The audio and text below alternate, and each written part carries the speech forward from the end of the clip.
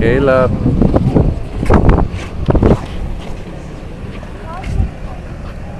Caleb, what's this place called? The Hoover Dam. Right.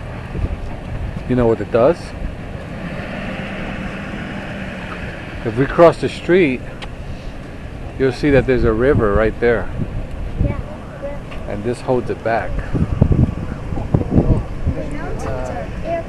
Power station. Right. This holds it back and the water trickles through, goes through pipes and stuff, and produces electricity. Hydroelectricity.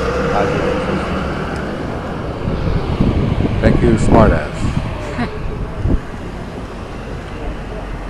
Not only is Vegas one of the biggest users of hydroelectricity, it's also one of the most eco-productive. Get out of my way. Shoe fly. He's a baby. Here. Caleb, get over here.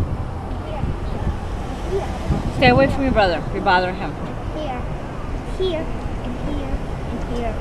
Here. Here. Here. Here. Cross over? Here. You want to? See the river? Yeah.